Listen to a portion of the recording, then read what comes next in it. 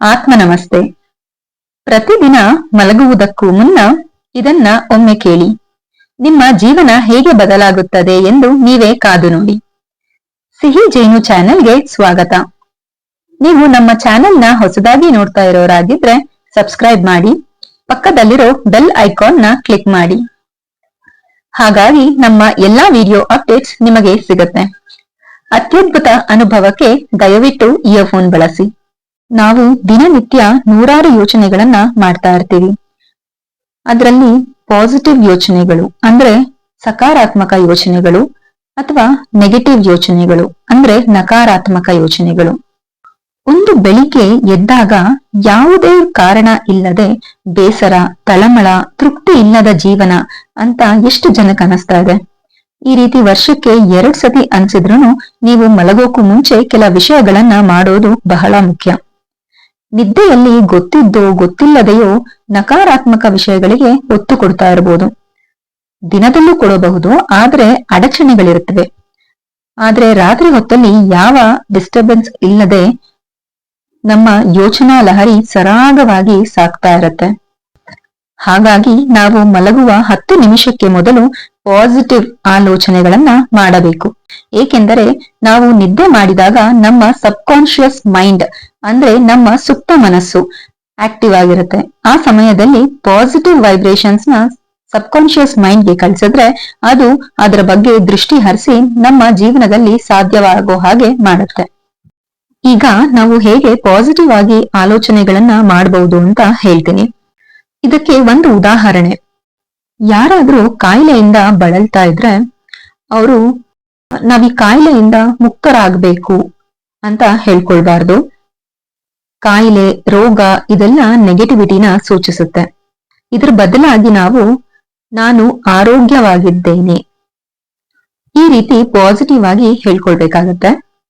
ನಾವು ನಮ್ಮ ಮನಸ್ಸಲ್ಲಿ ಏನು ಯೋಚನೆಗಳನ್ನ ಮಾಡ್ತಾ ಇರ್ತೀವಿ, ನಮ್ಮ ಜೀವನದಲ್ಲೂ ಕೂಡ ಅದು ಹಾಗೆ ನಡೆಯುತ್ತೆ.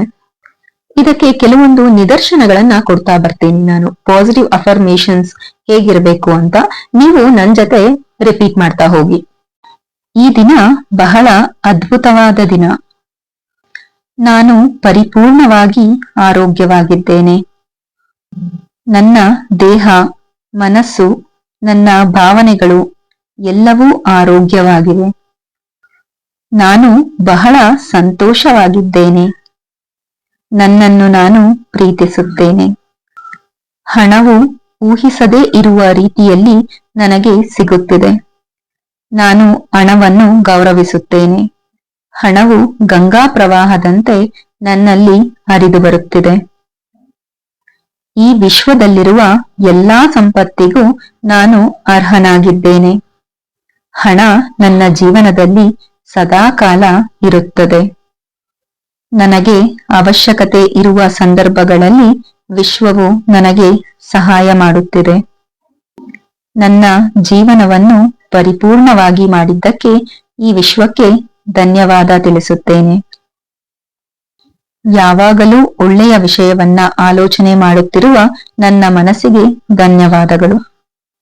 ನನ್ನನ್ನು ಯಾವಾಗಲೂ ಆರೋಗ್ಯವಾಗಿರುವಂತೆ ನೋಡಿಕೊಳ್ಳುತ್ತಿರುವ ನನ್ನ ದೇಹದ ಎಲ್ಲಾ ಭಾಗಗಳಿಗೂ ಧನ್ಯವಾದಗಳು. ನಾನು ಮತ್ತು ನನ್ನ ಕುಟುಂಬ ಯಾವಾಗಲೂ ಸಂತೋಷವಾಗಿ, ಉತ್ಸಾಹದಿಂದ ಇರುತ್ತೇವೆ. ನನ್ನ ಆತ್ಮೀಯರು, ಸ್ನೇಹಿತರು, ಬಂಧುಗಳು ಎಲ್ಲರೂ ಕೂಡ ಸುಖವಾಗಿ, ಸಂತೋಷವಾಗಿ, ಆರೋಗ್ಯವಾಗಿದ್ದಾರೆ. ನಾವು ಮಾಡೋ ಎಲ್ಲಾ ಕೆಲಸಗಳಲ್ಲೂ ವಿಜಯ ನಮ್ಮದಾಗಲಿ. ನನ್ನ ಜೊತೆ ಸಂಬಂಧ, ಬಾಂಧವ್ಯ ಹೊಂದಿರುವ ಈ ಜಗತ್ತಿಗೆ ಧನ್ಯವಾದಗಳು. ನಾನು ಪ್ರತಿ ಕ್ಷಣ ಸಂತೋಷದ ಜೀವನ ನಡೆಸುತ್ತಿರುವುದಕ್ಕೆ ಈ ವಿಶ್ವಕ್ಕೆ ಶತಕೋಟಿ ಧನ್ಯವಾದಗಳು. ಆ ಲಕ್ಷ್ಮೀ ದೇವಿ ನಮ್ಮ ಮನೆಯಲ್ಲಿ ಸ್ಥಿರವಾಗಿ ಸದಾಕಾಲ ನೆಲೆಸಲಿ. Thank you universe. ರಾತ್ರಿ ಮಲಗುವಾಗ ಇದನ್ನ 2 ರಿಂದ 3 ಬಾರಿ ಕೇಳಿ. ಕೆಲವೇ ತಿಂಗಳಲ್ಲಿ ನಿಮ್ಮ ಜೀವನ ಹೇಗೆ ಬದಲಾಗುತ್ತೆ ಅನ್ನೋದನ್ನ ನೀವೇ ಗಮನಿಸಿ. ಇವುಗಳನ್ನ ಪಾಸಿಟಿವ್ ಅಫರ್ಮೇಶನ್ ಎನ್ನಲಾಗುತ್ತೆ. ಅಂದರೆ ಧನಾತ್ಮಕ ದೃಢೀಕರಣಗಳು. ಜೀವನದಲ್ಲಿ ಅಂದುಕೊಂಡಂತಹ ಕೆಲಸಗಳು ನಡೆಯುತ್ತದೆ. ನಾವು ಅದಕ್ಕೆ ಪೂರಕವಾಗಿ ಕೆಲಸ ಮಾಡಬೇಕಷ್ಟೆ. ಜೀವನದಲ್ಲಿ ನೆಗೆಟಿವ್ ಥಿಂಕಿಂಗ್ ಮಾಡೋದನ್ನೇ ಅಭ್ಯಾಸ ಮಾಡಿ ಈ ಅಭ್ಯಾಸದಿಂದ ನಮಗೆ ಉಂಟಾಗುವ ಸಮಸ್ಯೆಗಳನ್ನ ಅಥವಾ ನಷ್ಟಗಳನ್ನ ಅರಿತುಕೊಳ್ಳೋದ್ರಲ್ಲಿ ವಿಫಲರಾಗ್ತಾ ಇದ್ದೀವಿ. ನಮ್ಮ ಇಚ್ಛಾಶಕ್ತಿಯಿಂದ ಒಳ್ಳೆಯ ಚಿಂತನೆಗಳನ್ನ ಮಾಡೋದನ್ನ ಅಭ್ಯಾಸ ಮಾಡ್ಕೊಳ್ಬೇಕು. ನಿರ್ದಿಷ್ಟ ರೀತಿಯಲ್ಲಿ ನಿದ್ದೆಗೆ ಜಾರೋ ಪ್ರವೃತ್ತಿ ಇದ್ದು ಆದರೂ ಬೆಳಿಗ್ಗೆ ಎದ್ದಾಗ ಆಯಾಸ, ಹಿಂಸೆ ಅನಿಸಿದ್ರೆ ಯಾವುದೇ ಕಾರಣ ಇಲ್ಲದೆ ಅದರ ಅರ್ಥ ನೀವು ರಾತ್ರಿ ಹೊತ್ತಿನಲ್ಲಿ ಬೇಡದೇ ಇರುವ ವಿಷಯಗಳ ಬಗ್ಗೆ ಕುರಿತಾಗಿ ಚಿಂತಿಸುತ್ತಿದ್ದೀರಾ ಅಂತ. ಇದು ಬರೀ ಮಾನಸಿಕ ತೊಂದರೆ ಅಲ್ಲ, ಕಾಲ ಕಳೀತಾ ಇದ್ದ ಹಾಗೆ ಇದು ಶಾರೀರಿಕ ಸಮಸ್ಯೆಗಳನ್ನು ಉಂಟು ಮಾಡಬಹುದು. ಹಾಗಾಗಿ ಅಂತಹ ವಿಷಯಗಳನ್ನ ನಿಮ್ಮ ಜೀವನದಿಂದ ಅಳಿಸಿ ಹಾಕೋದು ಬಹಳ ಮುಖ್ಯ. ನಮ್ಮ ಆಹಾರ ಶೈಲಿ ಬಹಳ ಮುಖ್ಯವಾಗುತ್ತೆ.